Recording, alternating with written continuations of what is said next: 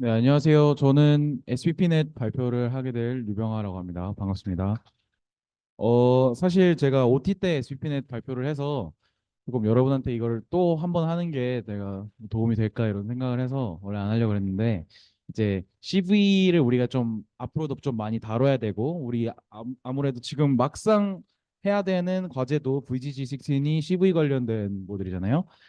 근데 그런 거를 하는데 이제 CV 관련된 어떤 베이스 놀리지가 없으면 사실 그런 거를 하는 게 크게 의미가 없을 것 같아요. 근데 이거를 이제 혼자 아예 밑바닥부터 공부를 시작하는 것보다 그래도 이렇게 여러분들 뭐 다 아시는 분들은 한번 복습한다고 생각하시고 좀 너무 쉬운 내용일 수도 있지만 네, 한번 같이 가보겠습니다. 그래서 오늘 발표 순서는 일단 인트로덕션하고 업스트랙트 부분에서 CNN이 뭐고 왜 생겨났는지부터 시작을 해서 간단한 개념들 같은 거 하고 그 다음은 저희가 OT 때 했던 내용들인 SPP넷 논문에 관해서 좀 설명을 드리도록 하겠습니다. 일단 CNN이 무엇이냐 하면은 컨볼루셔널 뉴럴 네트워크의 줄임말입니다. 이게 무슨 말인지 지금 벌써 아실 필요는 없고 제가 아마 쭉쭉 얘기를 해줄 거예요. 근데 일단 여러분 컴퓨터 비전이라고 하면은 일단 인풋으로 무조건 이미지가 들어가야겠죠. 근데 이 이미지를 그냥 그대로 컴퓨터가 우리 보는 것처럼 강아지와 풀 뭐 이렇게 보는 게 아니라 그 컴퓨터가 보는 화면은 저기 앞에 보이는 것처럼 저렇게 숫자들로 다 표현이 돼 있습니다. 근데 저게 무슨 숫자냐 하면은 이게 어 차원이라고 하면 안 되고 층이 이렇게 세 층이 있습니다. 세 층이 뭐냐면 각각 RGB 값이에요. 여러분 RGB 값은 어디서 좀 많이 들어보셨죠? RGB 값을 담당하는 3 채널이 이렇게 있고 그리고 각각 층마다 정도를 표현하는 0에서 255 사이의 값이 들어가 있습니다. 그래서 000이 블랙이라고 보시면 되고 252525가 화이트라고 보시면 돼요. 그러니까 이렇게 생긴 거를 일단 컴퓨터에 넣고 시작을 한다라는 개념을 가지고 일단 들어가면 되겠습니다. 우리가 기존의 딥러닝을 활용하는 방식은 어떤 숫자로 된 매트릭스를 플래튼 시켜서 벡터 형태로 넣은 다음에 뉴런끼리 연결을 하죠. 그리고 가중치를 업데이트하는 방식으로 리그레싱 혹은 클래시파이를 하는데 우리가 사실 요 전에서 보신 것처럼 요 사진들이 저렇게 되어 있으면 저 개와 저 잔디 사진을 표현한 게 요 숫자로 된 요 맵 같은 생긴 저 평면일 거 아니에요. 근데 저거를 그냥 플래튼을 시키자고 하니 요 이미지의 어떤 지역적인 특성이 반영이 안 되는 겁니다. 그래서 컴퓨터 비전 분야에서는 이미지의 지역적인 정보들이 조금 중요하기 때문에 그냥 플래튼을 시켜버리면 이미지의 지역적인 정보들이 훼손이 됩니다. 그래서 지역적인 정보나 이미지의 특징들을 최대한 유지하면서 얘를 MLP를 사용하기까지 끌고 갈 수는 없을까 해서 나온 게 CNN입니다. 네. CNN은 크게 얘기를 하면 앞에 부분하고 뒤에는 우리가 많이 본 MLP 구조죠. 저 앞에 부분, 피처 익스트랙션이라고 적혀 있는 저 부분이 컨볼루셔널 레이어입니다. 저게 뭐냐면 이미지의 어떤 지역적인 특징들을 잘 반영해서 벡터화 시키는 겁니다. 우리 앞에서 방금 봤죠. 그냥 플래튼 시키면 지역적인 정보들이 훼손이 되기 때문에 지역적인 특징들을 최대한 잘 반영을 시키려고 만들어둔 녀석들이 저깁니다. 그래서 컨볼루셔널 레이어에서 제가 오늘 설명을 해드릴 부분은 필터, 스트라이드, 풀링, 그리고 피처 맵입니다. 사실 뭐 패딩이라든지 아니면 뭐 여러 가지를 조금 더 설명을 해드려야 되는데 오늘은 그런 것들은 여러분에게 맡겨주고 뭐 아시는 분들도 있겠지만 모르시는 분들은 여러분들이 직접 공부를 해보시면 좋을 것 같고요. 저는 오늘 SPP넷을 이해할 때 조금 필요하고 좀 중요한 것들만 설명을 좀 해드리도록 하겠습니다. 요 한 페이지에 좀 최대하게 좀 많은 것들을 넣으려고 좀 시도를 했고요. 컨볼루셔널 레이어를 한마디로 설명하면 N by N 필터를 사용해서 스트라이드만큼씩 이동을 한다고 보시면 되겠습니다. 요 인풋으로 들어가는 게 요게 이제 만약에 최초로 들어간다고 하면 이게 아까 우리가 처음에 본 컴퓨터가 보는 사진이겠죠. 그리고 걔를 요 필터라는 요 3 x 3짜리 지금 여기서 보시면 이렇게 돼 있죠. 얘가 조금씩 이동을 하면서 요 아웃풋에 한 칸씩을 채우는 겁니다. 이게 CNN의 합성급 연산이에요. 이게 가장 좀 기본적인 연산이고 그래서 요 예시만 가지고 우리가 얘기를 해본다면 3x3 필터를 사용을 해서 스트라이드를 1로 해서 필터가 조금씩 이동하면서 합성겁 연산을 합니다. 요 아래 예시로 보여지는 것들이 바로 그 연산 과정입니다. 요 파란색 부분, 첫 번째 정사각형이 있는 파란색 부분이 현재 지금 필터가 위치하는 부분이고요. 저 매트릭스와 요 매트릭스가 합성검 연산을 해서 여기 값이 채워지게 되는 겁니다. 네, 그런 식으로 이제 진행이 되고 요 필터는 어떤 수가 막 이렇게 채워져 있죠. 요 수들이 바로 해당 사진의 어떤 특징을 잘 파악할 수 있는 형태로 구성이 되어 있는 겁니다. 조금 쉽게 예를 들자면 이미지 어떤 곡선 같은 부분이 있으면 그 곡선을 최대한 잘 잡아낼 수 있게 만들어주는 필터 같은 것들이 있겠고요. 또 되게 많은 필터들이 있겠죠. 네, 그런 예시들을 다 갖고 오자니 조금 시간이 모자랄 것 같아서 일단은 뭐 이런 식으로만 여러분들 개념적으로 이해를 해주시면 되겠습니다. 그리고 이 스트라이드는 이 필터가 움직이는 간격입니다. 그래서 이 필터 사이즈와 스트라이드 값으로 아웃풋의 사이즈가 결정이 되고 상당히 여러 가지 필터가 있겠죠. 곡선만 잘 잡아내는 필터를 가지고 우리가 피처맵을 구성을 하면 그냥 곡선만 따온 영상이 될 겁니다. 아니 뭐 사진이 될 겁니다. 그래서 상당히 여러 가지 필터를 사용을 해서 이 사진이 가지고 있는 여러 가지 특징을 최대한 잘 잡아내려고 하는 거고요. 학습에 필터도 포함이 돼서 가중치가 갱신이 되고 얘네들은 같은 가중치를 공유하고 있습니다.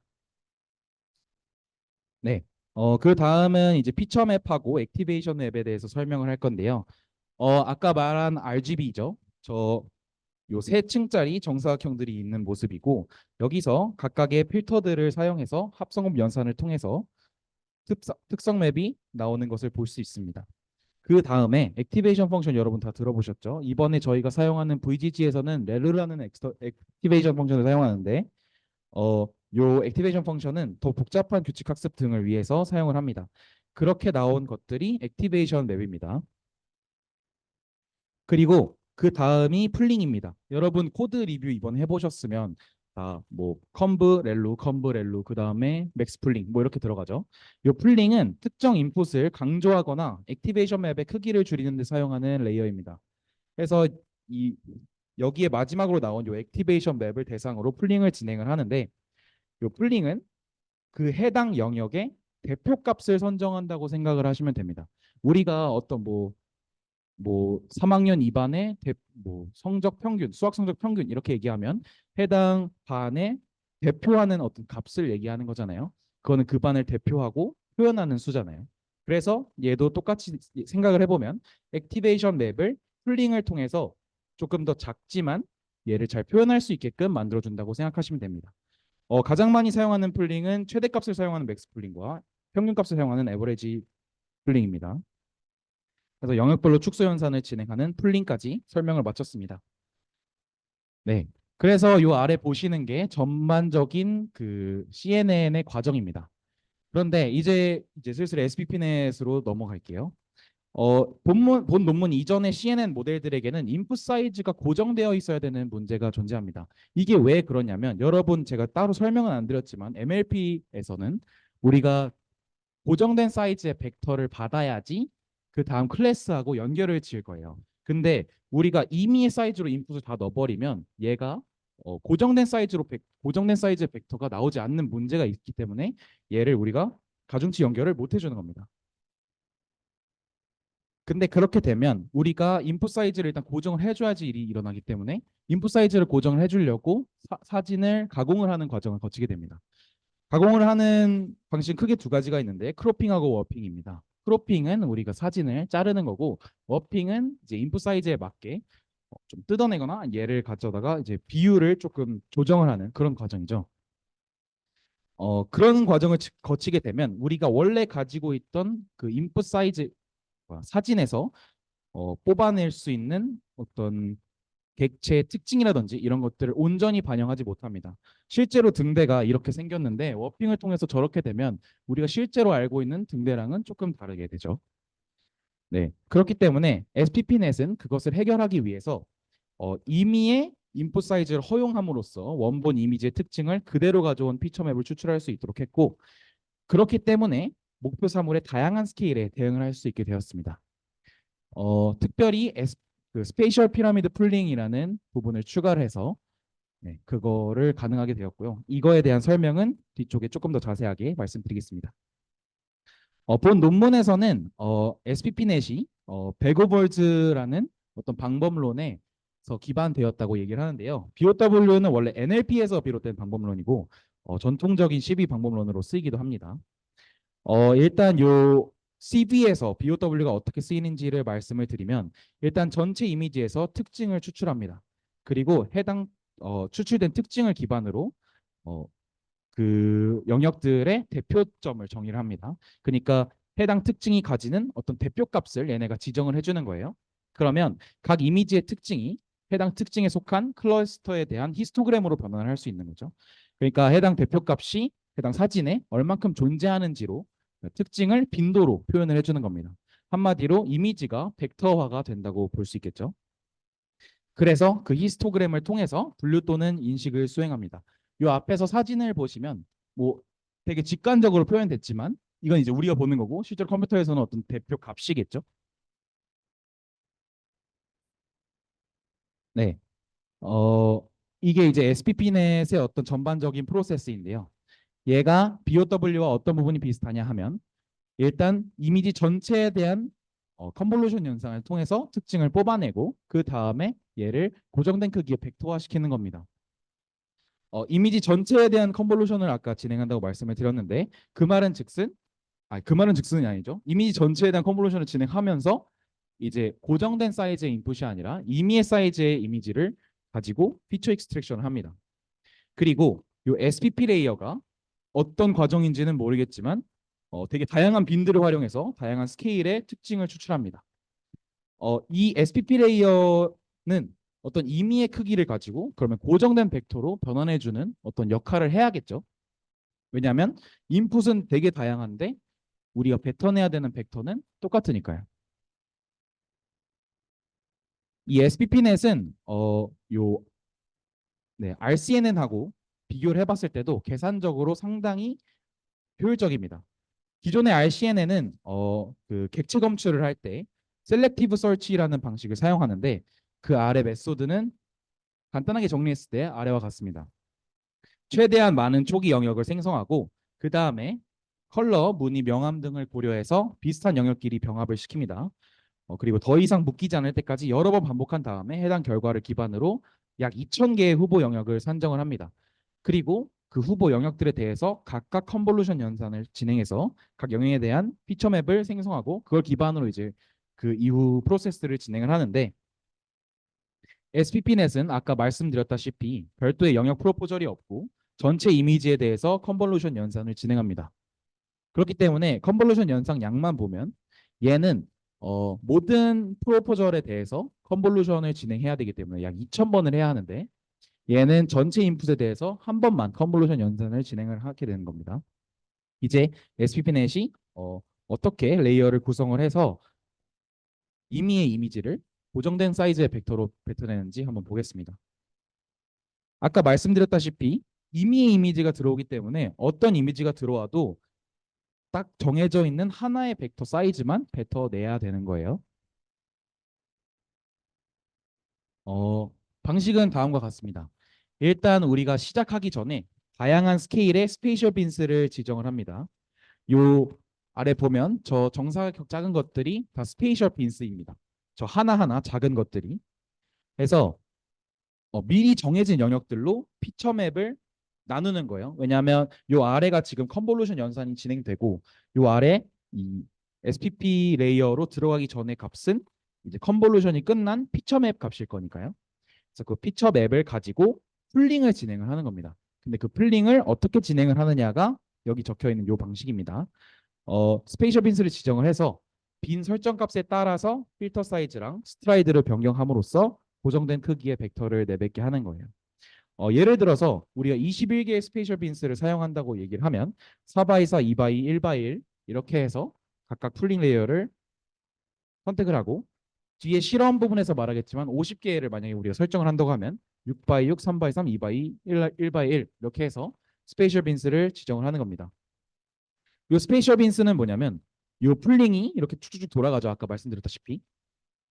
그렇게 돌아갈 때 해당 영역에 대해서 풀링이 진행된 영역별 결과입니다. 그러니까 어떤 피처 맵에 대해서 저렇게 한번 풀링하고 이렇게 한번 풀링하고 이렇게 한번 풀링한 결과를 우리가 연결을 지어주는 겁니다. 그러면 어떤 인풋이 들어가더라도 필터 사이즈랑 스트라이드만 우리가 잘 결정을 할 수 있다면 정해진 크기의 벡터를 우리가 뱉을 수 있겠죠. 네, 예시를 보여드리면 다음과 같습니다. 예를 들어서 컨볼루션 연산이 끝난 피처 맵이 13 바이 13이라고 하고 우리가 지정한 스페셜 빈스가 3 바이 3이라고 하면 요 스페셜 빈스의 어, 사이즈하고 피처 맵 마지막에 사이즈하고 가지고 그 두 개를 기반으로 다음과 같이 계산을 해서 필터와 스트라이드 사이즈를 결정합니다. 이렇게 되면 우리가 항상 원하는 만큼의 스페셜 빈스를 채울 수가 있다고 합니다. 네, 이 다음은 이제 SPP 넷의 아키텍처에 대한 설명을 조금 마쳤고, 그 다음은 이제 익스피리먼트입니다. SPP넷의 장점과 단점은 컨볼루션 네트워크와 SPP 레이어가 독립적이라는 것이죠. 한마디로 우리가 컨볼루션 레이어를 통해서 피처맵을 뽑는 것 과정하고 풀링을 하는 과정하고 서로 떨어져 있다는 겁니다. 그렇기 때문에 요 익스피리먼트에서는 컨볼루션 네트워크 대신 원래 논문에서 가져왔던 컨볼루션 네트워크 대신에 기존의 다른 방식들로 피처맵을 구성하였습니다. 요 앞에 보이는 저 모델 부분에 적혀 있는 것들이 피처 익스트랙션 모델입니다. 그래서 뒤에 보면 이제 컨볼루션 층이 쫙 있는데 구조가 딱 적혀 있고 보면 얘네들이 다 구조가 조금씩 다른 걸 알 수 있죠. 어 그리고 요 다음에 사용한 SPP 풀링 레이어에서는 50개 6 by 6, 3 by 3, 2 by 1 by 1, 50개의 스페이셜 빈스를 사용해서 풀링을 진행했다고 합니다. 여기서 보실 수 있는 거는 SPP를 사용했을 때의 어떤 이점과 또 임의의 인풋을 허용했을 때의 이점입니다. 처음에 SPP를 사용하지 않은 것과 SPP를 사용한 것, 요 A와 B의 차이만 보시면 에러가 퍼센테이지가 다 낮아진 것을 볼 수 있죠. 조금씩. 그리고 거기서 임의의 인풋을 활용해서 멀티 사이즈 트레이닝을 했을 때 조금 더 줄어들었다고 볼 수 있습니다. 그 다음은 디텍션 태스크입니다. 디텍션 태스크에서는 구조를 조금씩 달리해서 SPP 레이어와 RCNN 실험을 했는데요. 파스칼 VOC 2007 같은 경우에는 우리가 오브젝트 디텍션에서 되게 많이 사용하는 데이터셋입니다. 그걸 기반으로 이제 MAP 퍼센테이지 값을 이제 계산을 한 결과인데요. 여기서도 보면 스케일에 조금 변화를 주면서 SPP를 적용했을 때 성능 차이가 조금은 나지만 이게 계산적으로는 훨씬 우위에 있다는 걸 볼 수 있습니다. 저 컴브 타임과 FC 타임에서 GPU 저기 괄호치고 돼 있는 저 부분 있죠. 저 부분을 보면 계산적으로 상당히 효율적이라는 또 그런 결과가 있습니다. 마지막으로 컨클루전입니다. 인풋 사이즈가 고정되어 있었던 이전의 CNN 기반 모델들에서 SPP넷은 임의의 사이즈의 인풋을 허용함으로써 학습 성능을 향상시켰습니다. 이미지 전체에 대해서 컨볼루션 연산을 시행하는 방법을 사용해서 아까 말했던 RCNN보다 연산 측면에서 압도적인 우위를 점할 수 있었고 SP 레이어에서 사용한 다양한 스케일의 스페이셜 빈스를 사용함으로써 멀티뷰의 이점을 파악했습니다. 이 멀티뷰의 이점이라는 것은 우리가 어떤 그 하나의 인풋에 대해서 여러 개의 풀링을 진행해서 다양한 스케일을 뽑아냈을 때 우리가 더 성능적으로 향상이 일어난다. 그런 이제 다양한 스킬을 사용하는 학습 방식을 멀티뷰라고 하는데 그런 이점을 여기서 파악을 해서 향후 학습에도 되게 많은 도움이 됐다고 합니다. 여기가 이제 제가 사용한 레퍼런스들이고요. 제 발표는 여기서 마치겠습니다. 감사합니다.